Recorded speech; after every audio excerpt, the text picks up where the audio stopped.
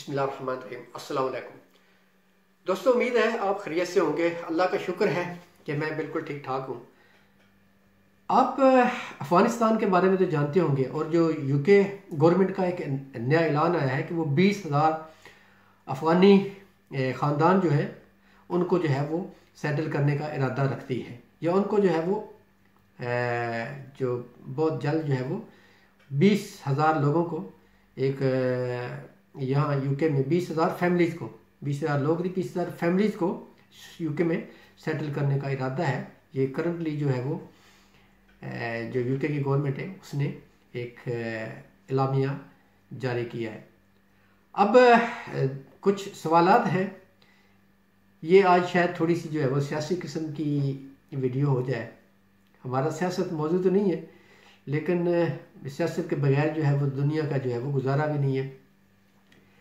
20 साल तक अफ़गानिस्तान पे नेटो फोर्सेस ने जो है वो बम्बारमेंट की, लाखों इंसानों को जो है वो दुनिया से रुखसत किया बड़े प्यारे अंदाज से। शुरू में अगर आपको अंदाज़ा हो, आपको याद हो, तो शुरुआत में जब 2001 में हुआ था तो जो नेटो की फोर्सेस थी उन्होंने मुल्ला उमर और ओसामा बिन लादेन को ढूंढने के लिए पहाड़ों पे कारपेटेड बम्बारमेंट की थी। डेजी कटर एक मिसाइल था जिसके लिए जो उन्होंने इस्तेमाल किया था उस वक्त, तो वो इतना कोई इस तरह का मिसाइल था कि वो जहाँ, अगर हमने सुना है, हमें कोई इतना ज़्यादा अंदाज़ा नहीं है, सुना था कि अगर वो जो डेजी कटर मिसाइल था वो जहाँ गिरता था या जहाँ वो फटता था तो वहाँ पे वो पत्थर को भी जो है वो रेत बना देता था। तो उस डेजी कटर की नेटो फोर्सेस ने अफ़गानिस्तान में कारपेटेड बम्बारमेंट के ऐसे बम्बारमेंट की थी कि जैसे कारपेट बिछाते हैं। तो उस वक़्त मुल्ला उमर और ओसामा बिन जो लादेन थे, जब इन्होंने अफ़गानिस्तान का तहस नहस कर दिया, गरीब मफलूकुल हाल बूढ़े, औरतें और बच्चों को जो है वो जुल्म का निशाना बनाया, तो मुल्ला उमर और जनाब ओसामा बिन लादेन वो मोटरसाइकिल पे बैठ के पहाड़ों में गुम हो गए। ये उस वक्त की जो बरतानिया की जो नेटो फोर्सेस थी, जो जिनका जो हेड था अजीम अमेरिका, ये उनका फरमाना था, ये उनका फरमान था। मुल्ला उमर का तो मुझे भी नहीं पता कि वो कहाँ है, लेकिन ओसामा बिन लादेन को जो है वो कुछ 7-8 साल पहले इन्होंने पाकिस्तान के एक फौजी एरिया, जो कहते हैं कि फौजी बैरकों से अटैच्ड एक हाउस में कत्ल किया, और वहाँ से उसको जो है वो उसकी जो मैयत है, जो उसकी जो लाश है वो किसी को दिखाई नहीं है, उसको जो है वो समुद्र में फेंक दिया। ये भी ख़त्म हो गया। लेकिन जो जुल्म हुआ अफ़गानिस्तान पे, 20 साल तक जुल्म हुआ, पता नहीं वो किस तरह का जो है इन्होंने वो उसको अफ़गानिस्तान को फतह किया, या अफ़गानिस्तान में सिवाय पत्थरों के तो कहते हैं है कोई नहीं। तो उन पे जो जुल्म हुआ, स्पेशली जो मजलूम लोगों पे जुल्म हुआ, उसका हमें अफसोस है। और आज भी अगर हम तालिबान के हामी नहीं हैं, हम तो ना तालिबान के हामी हैं, ना ही हामी हैं हम जो है अमेरिका के और नेटो फोर्सेस के। हम तो हामी हैं कि जो एक अच्छी तरह जो है वो एक पुरअमन जो है वो हुकूमत लेके आए। दुनिया का कोई भी खित्ता हो जहाँ पे पुरअमन जो है वो एक गवर्नमेंट हो तो वो रन करे। किसी जो है वो फ्राडिये, डाकू, चरसी, भंगी की हम हुकूमत को जो है वो तस्लीम नहीं करते। ठीक है, वो घुस बैठिए कुछ होते हैं जो ताकत के बलबोते पे जो है वो हुक्मरान बन बैठते हैं, लेकिन हमारा उनके साथ कोई तल्लक वास्ता नहीं है। हम तो सीधे साधे लोग हैं। जहाँ इंसान की बात हो, इंसानियत की बात हो, वहाँ हम जो है उस गवर्नमेंट को मानते हैं।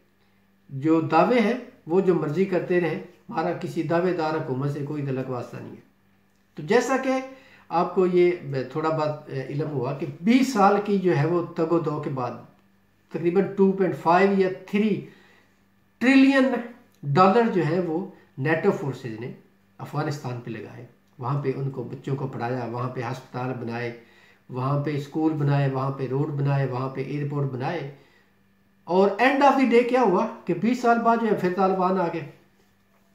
अब जो सारा इल्ज़ाम है वो धरा है कि वो ये सारी कार्रवाई जो है ये पाकिस्तान ने की है कि तालिबान के पीछे जो है वो बैक पे पाकिस्तान है। चलो ये पॉलिटिक्स हो सकती है। अमेरिका भी कह रहा है, अब क्या हम इनसे पूछते हैं, अमेरिका भी कह रहा है कि आज तक मुझे याद है कि जब भी कोई पाकिस्तान में कोई हल्ला बुल्ला होता था या कोई अटैक वगैरह होता था या कोई बम ब्लास्ट होता था या किस तरह की कोई भी होता था, तो उसके पीछे इल्ज़ाम होता था कि ये अमेरिका ने किया, ये इसराइल ने किया, ये रशिया ने किया, या ये इंडिया ने किया, या वेस्टर्न कंट्रीज़ ने किया। मतलब इस तरह की जो है वो एक मोनोपोली होती थी, या इस तरह की राय आमा होती थी कि ये जो किसने किया, ये जी अमेरिका ने किया, ये इंडिया ने किया। तो आज कहानी जो है वो बिल्कुल उलट है। आज अमेरिका भी कह रहा है कि ये पाकिस्तान ने किया है। MI6 का एक जो एक्स चीफ है वो भी कह रहा है कि ये पाकिस्तान ने किया है, इनसे औखे किस्म के जो है वो मुश्किल किस्म के सवालात पूछो। और इंडिया बेचारा हमारा नेबर है, हमारी उससे कोई जो है वो दुश्मनी वगैरह कोई नहीं है, इंसानों से कोई दुश्मनी नहीं है, हिंदुस्तान से कोई दुश्मन नहीं है। कुछ चंद किस्म के जो मफाद परस्त किस्म के लोग हैं जो इंसान को इंसान नहीं समझते, उनके हम खिलाफ हैं। ये हमारा नारा है कि हम जो इंसान के खिलाफ है, इंसानियत के खिलाफ है, वो हमारा दुश्मन है। ये हमारा ऐलान है। तो इंडिया उस बेचारे ने बड़ी मतलब कि वहाँ पे मेहनत की थी, उसके बड़े एसेट्स थे वहाँ पे, उसने सड़कें बनाई, इंफ्रास्ट्रक्चर उसने बहुत ज़्यादा अफगानिस्तान को दिया। वो कह रहे हैं कि स्कूल भी बना के दिए। पता नहीं वो वहाँ पे स्कूलों में क्या पढ़ाते थे। इंदिरा गांधी का जो है नाम से एक कोई अस्पताल भी बना के दिया, उनकी मेहरबानी। तो ये इस तरह की बड़ी चीज़ें उन्होंने बना के दी हैं। लेकिन आज सारे के सारे कह रहे हैं कि ये पाकिस्तान ने किया। मुझे भी जो है वो थोड़ा सा पाकिस्तान, क्योंकि मैं एज आ पाकिस्तानी, क्यों मैं पैदा पाकिस्तान में हुआ, पाकिस्तान में मेरे बच्चे बुच्चे सब कुछ फैमिली शैमिली सब कुछ पाकिस्तान में, तो मुझे भी जो है वो एक सवाल जो है वो मेरे ज़हन में उभर है कि पाकिस्तान इतना ताकतवर हो गया है तो गुर्बत ख़त्म क्यों नहीं हो रही। वो जो नारा था हमारी इस रियासत मदीना वाली सरकार का कि हम जो है इन लोगों को जो है वो घसीटेंगे, इनकी जो है वो कब्रों से भी पैसे निकाल के लेके आएंगे, लुटी हुई दौलत। तो वो दौलत कहाँ है? ये सारे ड्रामेबाजियाँ किधर हैं? ना तो किसी चोर से जो है वो ये रियासत मदीना वाली जो हुकूमत है एक पाई निकाल सकी। गुर्बत जो है वो उसका जो ग्राफ है बढ़ता जा रहा है। महंगाई वो आसमान को छू रही है। बिजली पानी गैस कहाँ से कहाँ चला गया। मेरा ये सवाल है कि ये अगर इतनी पाकिस्तान ताकतवर स्टेट बन चुका है कि उसने इंडिया जैसी, अमेरिका जैसी, बरतानिया जैसी, नेटो जैसी फोर्सेस को जो है वो धोखा दे दिया या उनको जो है वो हरा के अफगानिस्तान से निकाल दिया, तो यार ये पाकिस्तान में गुर्बत क्यों नहीं ख़त्म हो रही? पाकिस्तान में कर्जे जो आज से 5 साल या 3 साल पहले थे वो डबल से 3 गुना 4 गुना 5 गुना 10 गुना 100 गुना क्यों बढ़ गए? ये तो एक सवाल है पाकिस्तानी गवर्नमेंट से। अब अपने मकसद की तरफ आते हैं कि यूके गवर्नमेंट ने जो ऐलान किया है कि 20,000 अफगानियों को वो 20,000 ख़ानदानों को वो यूके में सेटल करने जा रहे हैं। इस तरह के पहले भी जो है वो खबरें शबरें जो है वो आती रहती हैं। पिछले दिनों इन्होंने कहा था कि 3 मिलियन मतलब कि 30 लाख जो हांगकांग के नेशनल्स हैं उनको जो है वो बरतानिया के जो प्यारे से हमारे प्राइम मिनिस्टर साहब हैं उन्होंने कहा था कि हम उनको जो है वो यहाँ बुलाते हैं, वो ब्रिटिश हैं, लिहाजा वो आए यहाँ काम करें, यहाँ का वीज़ा लें और मज़े से अपनी जो लाइफ है वो गुजारें। तकरीबन 5 मिलियन लोग जो यूरोप के हैं उनको वो यहाँ पे इन्होंने सेटलमेंट का जो है वो दिया हुआ है, उनका स्टेटस चल रहा है, जो यूरोपियन है। और 20,000 ये फैमिलीज़ हैं। हम इसकी मुखालफत नहीं कर रहे कि 20,000 को क्यों मिल रहा है, कि 20,000 जो ख़ानदान हैं उनको क्यों ये ब्रिटिश जो है वो अपना जो है वो यहाँ बुला रहे हैं, उनको स्टेटस दे रहे हैं। उनका हक है क्योंकि उन बेचारों ने वो जो हमारे भाई उन्होंने ब्रिटिश के लिए काम किया और वो बरतानिया की जो फ़ौज है उसके वो हमायती थे, उसके साथ वो जो फॉरवर्ड ब्लॉक पे काम कर रहे थे। लेकिन ये सियासी बातें हैं। मुझे पिछले दिनों कोई तकरीबन 5-6 दिन पहले एक LBC पे एक प्रोग्राम आ रहा था। एक भाई बात कर रहा था, अफगानी था, वो मेरे ख्याल में यूरोप में कहीं बैठा हुआ है, तो उसने असाइलम किया हुआ है यूके में। तो वो LBC का जो प्रोग्राम था उसमें कह रहा था कि मुझे 4 साल हो गए, मैं अफगानिस्तान से जो है वो भागा हुआ हूँ, मेरी फैमिली अफगानिस्तान में है, लेकिन ब्रिटिश गवर्नमेंट जो है वो मेरी जो है वो हेल्प नहीं कर रही। और मैंने ब्रिटिश जो फोर्सेस थी अफगानिस्तान में उनके फ्रंट लाइन पे काम किया, ब्रिटिश आर्मी के फ्रंट लाइन पे मैंने काम किया।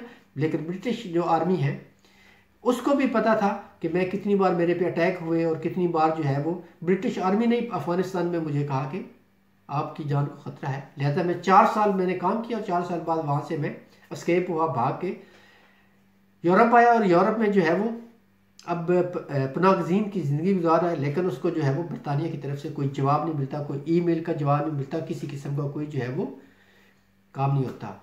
तो ये अब सियासी बयान है। और दूसरी तरफ एक खबर थी कि 9.3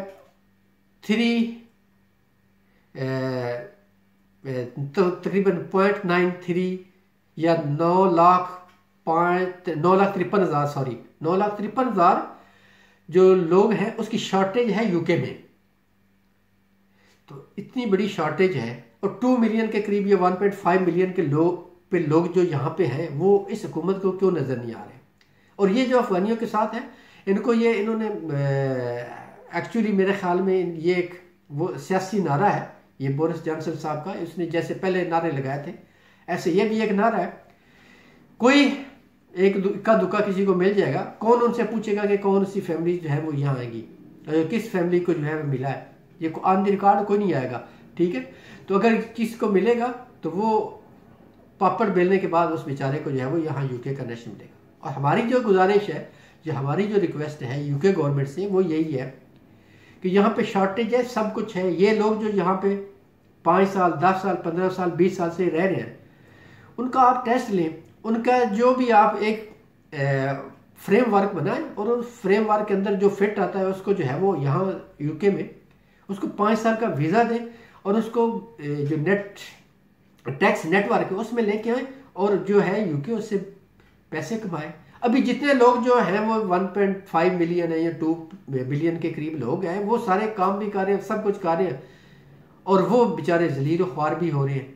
और ये कोविड-9 के जो ये ट्रांजिशन हुई है, ये पिछले साल जो ये साल, तो उसमें ये कितने सबसे ज़्यादा यही बेचारे लोग जो हैं वो मजलूम थे, यही इन लोगों पे सबसे ज़्यादा जो है वो मुश्किलात देखने को मिली।